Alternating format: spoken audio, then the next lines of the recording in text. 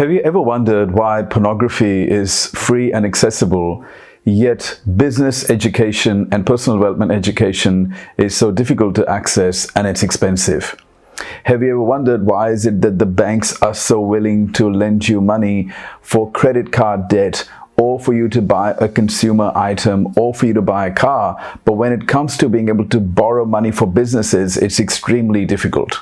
Have you ever wondered, in a public health emergency, why is it that the government spends so much time dispensing medical advice and encourage you to take more drugs, but there is not a lot of health advice?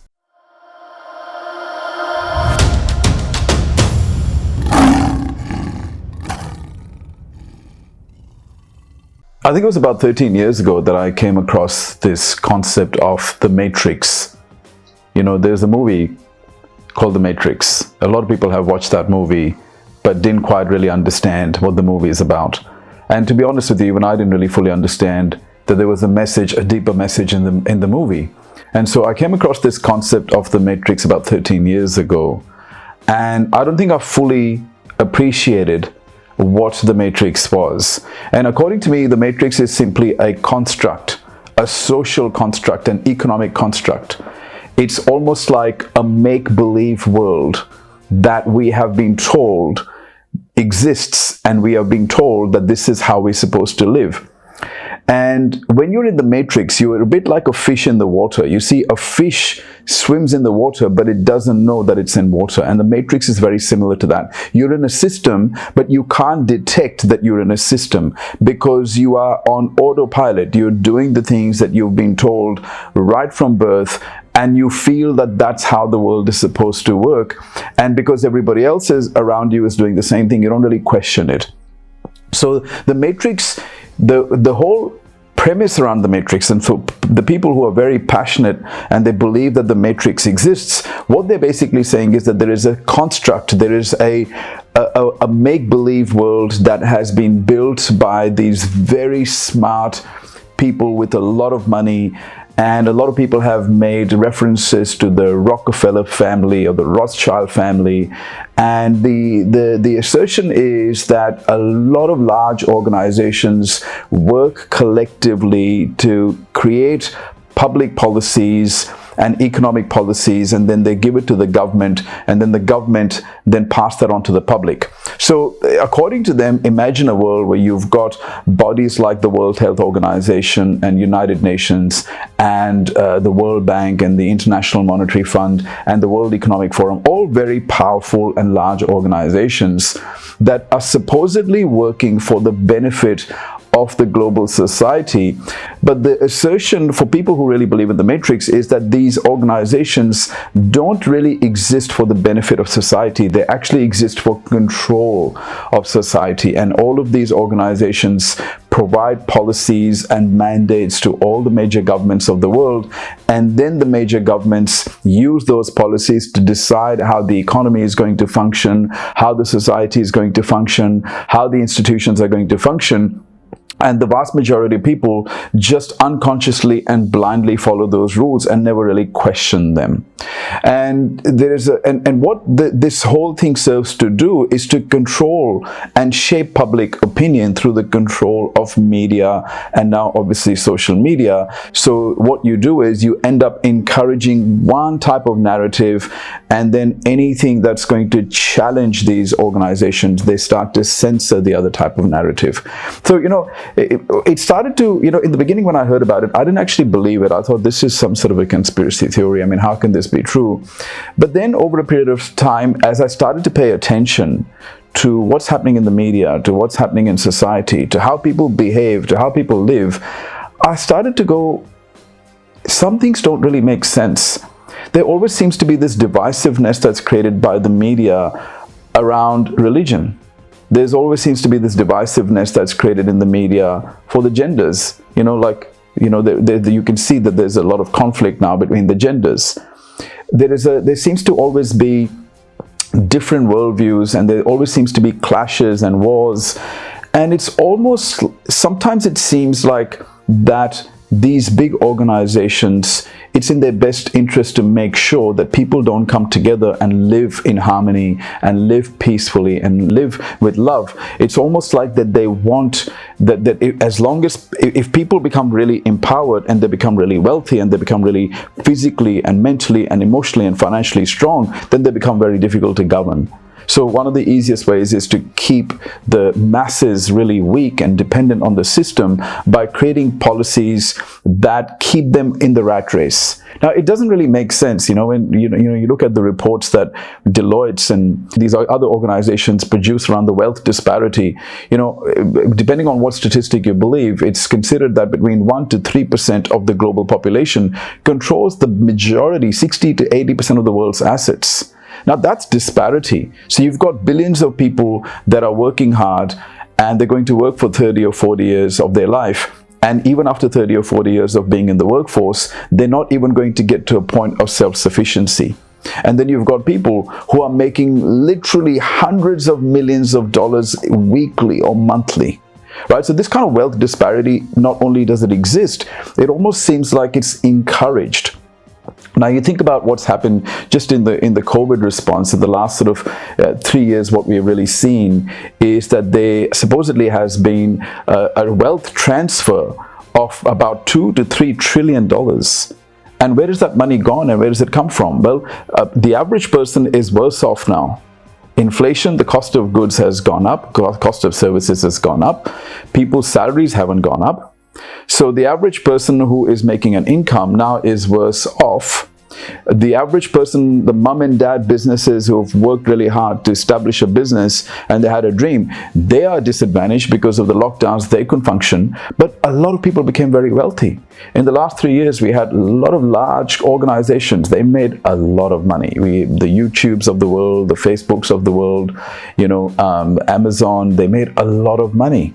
So it was almost like some businesses were allowed to function and then the small businesses and the average people were suppressed and they were controlled. But a lot of other people, even a lot of politicians made a lot of money. They had salary increases, and it's not uncommon to see that you get a lot of people in public service. When they enter public service, they've got a decent salary, but they have a very average net worth. And then within 5 to 10 years, their net worth explodes.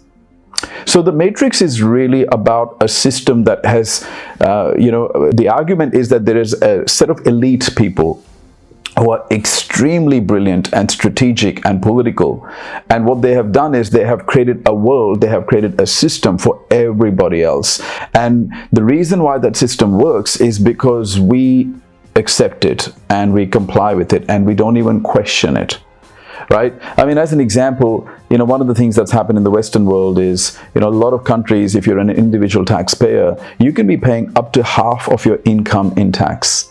Now, most people who are on an income already understand it's very difficult to make ends meet, to pay off your mortgage, to be able to raise children, and to be able to fund your retirement if you're just working for a salary. As it is, it's very difficult. But on top of that, now you're paying almost half of your income in income taxes.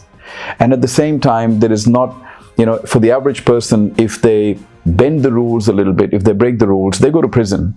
They lose their jobs. But we all constantly see that politicians and a lot of people at the top, corporates, get away with breaking laws and they're fined, but really that's about it. They're still allowed to trade. And a lot of these people stay in business and they stay in power for so long. So we see this corruption everywhere in the world. But the question that I want to ask is, do bad things happen because of the actions of a small bad minority? Or do bad things happen because of the acceptance of the large good majority? I think that the number of people that are in the world that just accept, this is what I have to do. I have to follow these rules. I have to go and get a degree and I have to get a job. And then I have to pay half my money in taxes. And then I have to engage with, I have to do what society is telling me to do. I have to consume social media. I have to watch sports. I have to make sure that I'm spending all my money, in consumerism. I'm going to these shopping centers and I'm drinking these, cafe lattes at Starbucks. I have to spend money on clothes. I have to buy that European car. So, and I have to go to a prestigious university. It's kind of weird because we don't have to do any of this stuff. There are other alternative possibilities available, but the problem in being in the matrix is when you're in the matrix, you don't question, you don't even look at any other possibility. You literally subconsciously just accept that if everybody's doing the same thing, then it must be the right thing. And that's how we end up encouraging this system that creates more and more suppression for the average person. It creates more wealth disparity between the wealthy and the average person. It creates more compliance and more conformity for the average person. As you know, when I wrote my book Indoctrinated, I was very interested in researching educational indoctrination. Is it possible perhaps that you can be very well educated from an academic and professional perspective and still be somebody who cannot think for themselves, and you don't know how to apply independent and autonomous thinking? You just believe what you have been told. And is there a possibility that in the matrix, when these elite organizations set public policies, is it possible perhaps that they also take control of educational curriculums and they curate these educational curriculums in such a way that you spend 16 years of your life in school and university just learning certain things that only equip you to be able to work for corporations and governments, but beyond that, a lot of this education doesn't teach you who you are. It doesn't encourage any type of self-discovery. It doesn't encourage financial and business capability. It doesn't teach you about your spiritual and creative genius. So I think I am now starting to get to a point where, I'm skeptical about the way the world works. Now, I'm not talking about this to discourage people, because the reality is that once you start to see reality for what it is, you stop being a pawn in their game and you start to go, this is the system and it's very hard to beat the system. But the question is it possible to beat the system? How much can I become a sovereign, independent, autonomous human being in this world of control where I can still do what I love to do in my life? I can find a way to make money from what I love. I can add value and I can make a difference from what I love. I can create financial security for myself. I can create a legacy for my future generations. And they're the types of questions we need to start asking. How can I make sure that in a world where immediately we are pushed, we are given all this propaganda around pharmaceutical drugs, how can we make sure that we are being healthy? And I think it starts by questioning everything. Just because it's coming from experts, just because it's accepted by society, just because it's promoted by media, doesn't necessarily mean it's true. And I think you can't even get out of this matrix until you start asking these questions.